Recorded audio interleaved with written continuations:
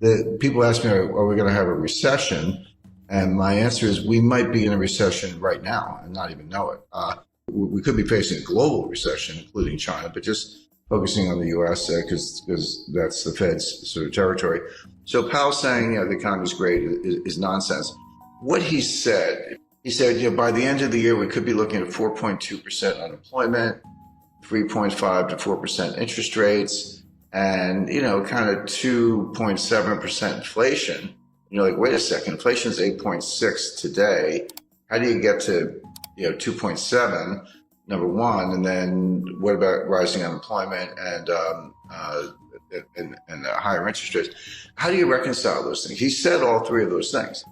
But what state of the world could make those things come true? There's only one, which is a recession. A recession would do it. A recession will raise unemployment. Higher interest rates will cause the recession. And the recession will cause inflation to go down. So in effect, Powell was saying we're going to have a recession. Inflation, prices go up, so we understand that, or maybe put differently, the value of your money goes down. You don't get as much for your money, same thing. But inflation, broadly speaking, has two causes. One is called, not to get too technical, but it's called cost push. This comes from the supply side. So there's a shortage of oil, and we've got a financial and economic war going on between Russia and the United States. U.S. really started, but U.S., EU, Canada, Australia, Japan versus Russia. That's obviously disrupting supply chain, cutting down energy supply, causing the price of oil to go up, et cetera. So that's coming from the supply side. And you're exactly right. The Fed can't drill for oil. The Fed can't plant wheat. The Fed can't make semiconductors. So they can't do anything about this. And the supply chains are breaking down. They were breaking down before the war in Ukraine, but Ukraine has made it worse. The other source of inflation is called demand pull. And this is why individuals, you, me, and all of our viewers and, everyday Canadians and Americans worry about inflation. We say, well, I'm just thinking about buying a refrigerator. Better buy it now before the price goes up, or the car, house, or whatever it might be. They're different, but they affect each other. When the cost push inflation from the supply side has enough effect, there's a tipping point or critical threshold in psychology. We say, maybe it is out of control. I better go buy some stuff. Then the velocity of money goes up, and then you get inflation. So the Fed can't do anything about cost push. They can't do anything about the price of oil, and you're right about that. But they're looking at the demand side, saying, hey, if this supply thing goes on long enough, eventually the psychology will change, and we'll get demand pull and behavioral, and that is really hard to change. So what they're trying to do, they know they can't change the supply side, but they're trying to squash the demand side before it gets out of control. Now, the question, of course, is can they do it? The answer is they can do it, but at what cost? So a general rule of thumb, this is really simple.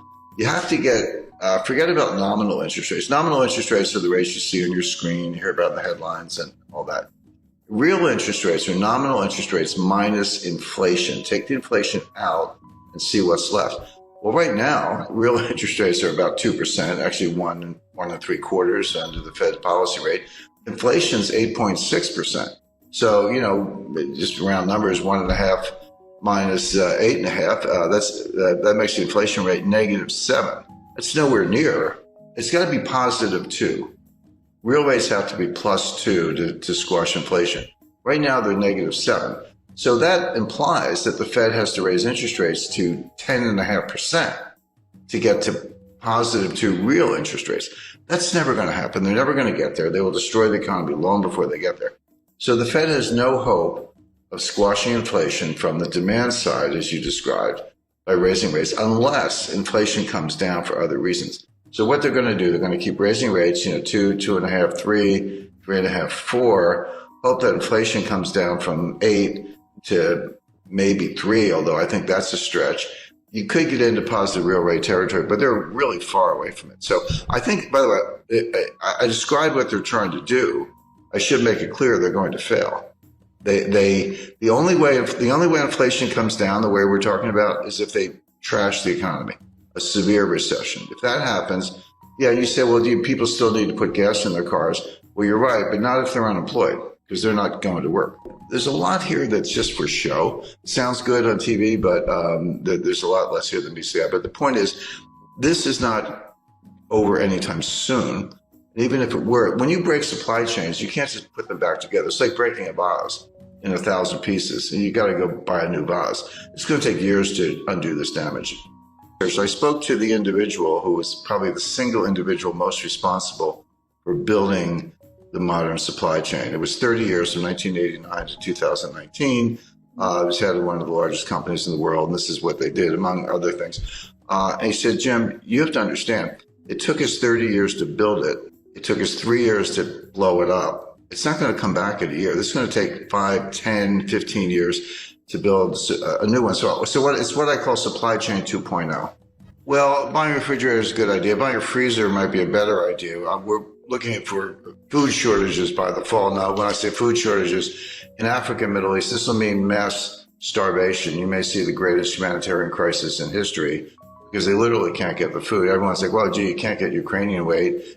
What's the big deal? Buy it from somewhere else. There is nowhere else. Canada and the United States grow an enormous amount of wheat, but we use most of it internally, and we feed, because it's not for humans, by the way. We feed our animals. This is how you feed cows, pigs. This is how you get beef and pork. This is an example of the supply chain, how it filters all the way through. So you would expect higher prices to persist. You would expect food shortages. Buying a freezer is not a bad idea. The future supply chain is going to be it goes by different names. Janet Yellen calls it friendshoring. Macron calls it constellation. I call it a college of nations, but basically we'll have supply chains and trade, but it'll be sort of members only. So US, Canada, Australia, Europe, others, Japan, will be invited to join, but not China. Russia is going to be in the waiting room for a while. We should be better allies with Russia, but the Democrats in the United States have pretty much made that impossible, at least for the short run. And then there'll be other countries that are kind of neutral in that scheme, Brazil, India, and others. But the point is you'll still have trade and you'll have supply chains, but it'll be kind of friendly countries, members only, and exclude China. So that decoupling is going to go ahead. The Chinese seem to be not only fine with it, but they're actually leading the way. Semiconductor manufacturing is moving back to the United States. The 20 billion of new semiconductor plants from Intel. Why is Taiwan Semiconductor spending over $5 billion to build new semiconductor fabrication plants in the United States? Well, obviously because they're worried about China. We're reshuffling the deck, but none of this stuff is easy. Semiconductor plants take 5 years to build. A new refinery, forget it. That's like 7 to 10 years. We haven't had one in the United States since 1977. So it's going to take a while to do all this. Well, we can do it. So if I say we're definitely going to have inflation, you would know what to do. You'd buy gold, hard assets, land, silver, treasury notes, government bonds, etc. If I said we're definitely going to have deflation, you would also know what to do. You would reduce leverage. You would have more cash, and there are other assets you could go into. The problem is we could have both. There's no question we have inflation right now. It's front and center. But if the Fed squashes it and causes a recession or worse, you could flip to deflation very quickly. So this is going to sound like an obvious statement. What you want is diversification. Sounds obvious, but most people don't know what diversification is. I see people, I've got 50 stocks in 10 different sectors. I'm highly diversified. I'm like, no, you're not. You have one asset class called stocks. Real diversification, have a slice of stocks, gold, real estate, cash. Agriculture is a good investment. Energy, forget the Green New Scam. That's a joke. Oil and natural gas are going to be around for a long time.